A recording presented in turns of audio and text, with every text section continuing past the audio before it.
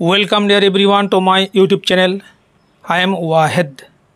মই আজিৰ এই ভিডিঅ'টোত Mathematics Class 6 Chapter 5 মৌলিক সংখ্যা এই সম্পৰ্কে আপোনালোকক মই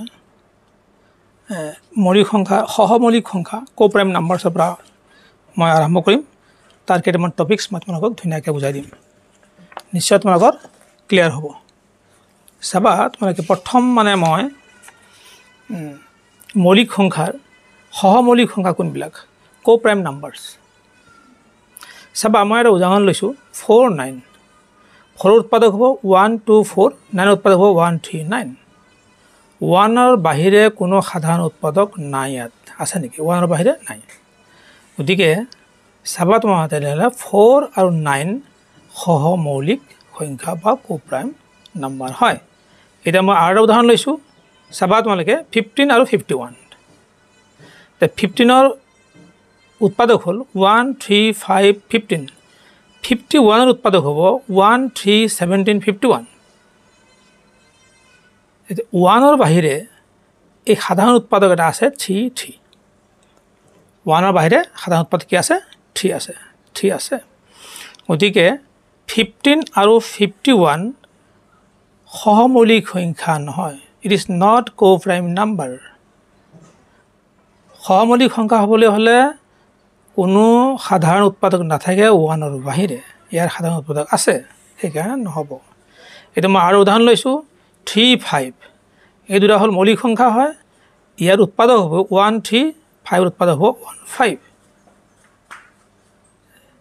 গতিকে 1ৰ বাহিৰে কোনো সাধাৰণ উৎপাদক নাই গতিকে 3 আৰু 5 এটা কোপ্ৰাইম নাম্বাৰ বা সহমৌলিক সংখ্যা হয় এটা আমি দেখিলোঁ যে 4 9 আৰু 3 5 সহমৌলিক সংখ্যা আৰু 15 আৰু 51 সহমৌলিক নহয় কিয় নহয় মই ধুনীয়াকৈ বুজালোঁ এতিয়া চাবা তোমালোকে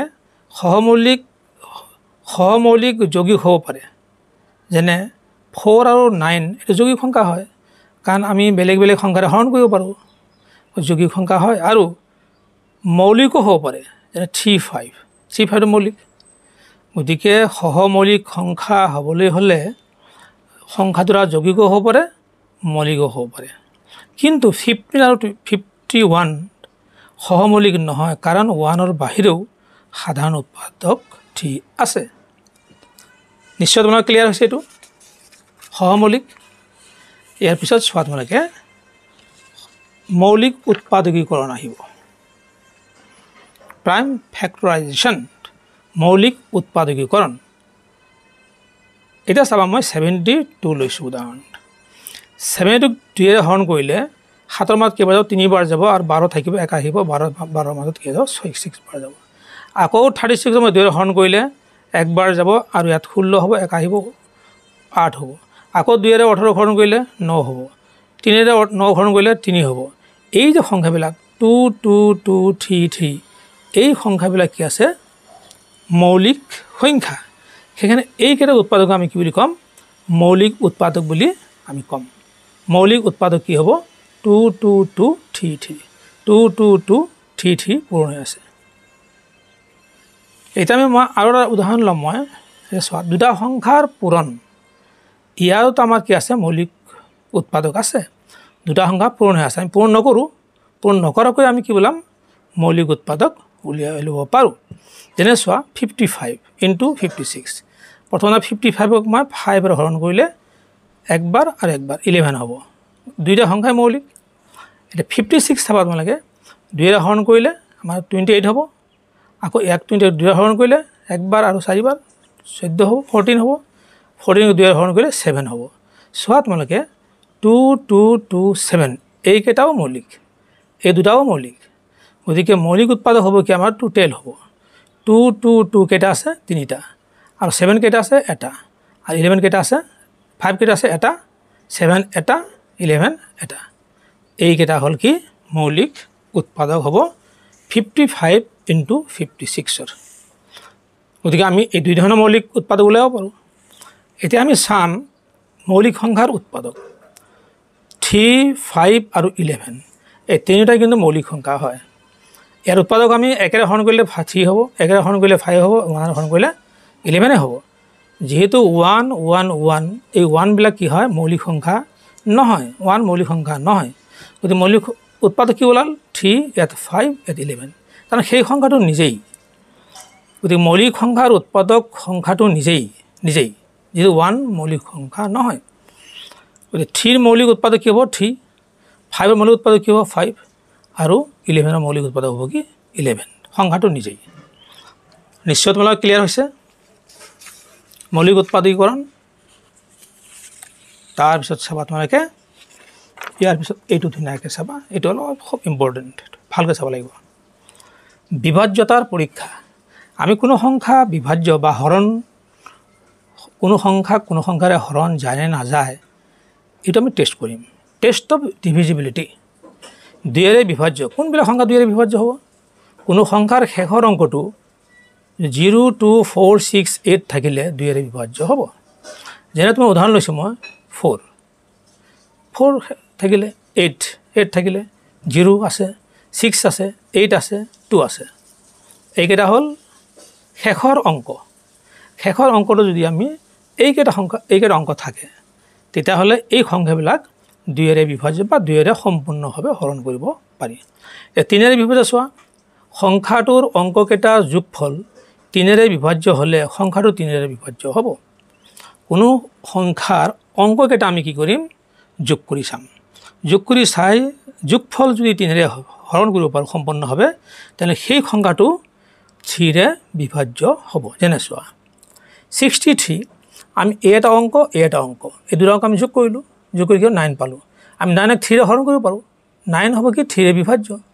গতিকে এই 63 সংখ্যাটো 3ৰে বিভাজ্য হ'ব। এতিয়া চোৱা আমি নেক্সট আৰু এটা লৈছোঁ 1 2 4। এই 1 2 4 ইয়াত অংককেইটা আছে 3টা, 1 + 2 + 4 যোগ কৰিলোঁ আমি 7 হৈ গ'ল, 3ৰে বিভাজ্য নহয়। গতিকে এই 1 2 4 এই সংখ্যাটো 124 এই সংখ্যাটো কিন্তু 3ৰে বিভাজ্য নহয়, কাৰণ যিটো যোগফল ওলাল 7 ওলাইছে, 7 3ৰে বিভাজ্য নহয়, সেইকাৰণে এই সংখ্যাটো 3ৰে বিভাজ্য নহয়।